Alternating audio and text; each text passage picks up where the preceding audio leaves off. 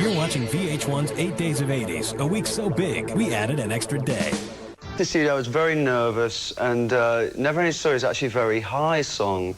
It's sort of like a ballad with a beat. It's very unusual. So it's a turn around, look at what you see. And it might actually be higher than that, and you have to be really relaxed, because if you're tense, you can't sing, as Sonia will back me up on. And I just couldn't really get it. But Georgia was like the consummate professional. You know, so let's have some dinner, just chill out, don't worry about it. And he somehow got that across to me. And then we had a bit of wine and went back in the studio and did the vocal quite easily, really. And then they called the next day and said, we're going to use it. But sometimes these hits are not that obvious. I mean, I got the cassette back home. It's true, it was just a rough mix off the desk in the studio, but I listened to it, I thought, it's not as good as other Georgia Moroder things that I've liked, say, like Flashdance for Irene Cara, who also did Fame, or later on he did, or had he done it, I can't remember, Top Gun movie theme. What was that song called? You Take My Breath Away. And I listened to it and I thought, but I remember I had the same feeling when I listened to Too Shy. I mean, I didn't, you know. You can never tell, You can't tell. No. That's the moral to the story, folks. Here it goes. Never ending story.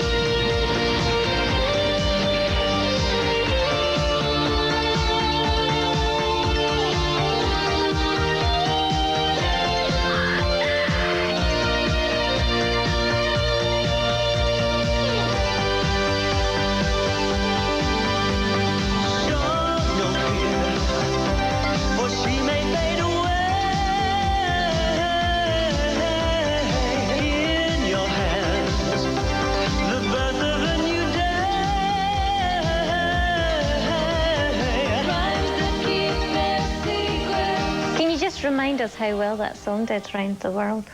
#1 in 17 countries. Is that all? That is fantastic. I was so busy, it was mad. I was flying from every single country in Europe to the other, just doing every country's version of Top of the Pops. And, you know, the Radio 1 or their equivalent of. And then straight out the hotel onto a plane to the next tan. I just couldn't keep up with it. It's amazing. That must have been really exhausting, actually. It was exhausting, yeah, but... Was it good fun, though? Well, Because- it was a solo hit, and after the band had fired me, it was like me going... Yeah. So it was quite good timing, really. Yeah, it was great. Tragic. And probably this one here, because of the tie. Check out the tie. But there was a real kind of suit thing that happened in the 80s for guys as well. They all wore Miami the Vice kind of thing. like the real narrow ties. Pushed the sleeves up, didn't they, to the ruffled? And I mean, imagine wearing a suit with sneakers, which is what we were doing. The sleeves rolled up and sometimes not even a shirt. And it then could have been a bolero T-shirt. jackets. Yeah.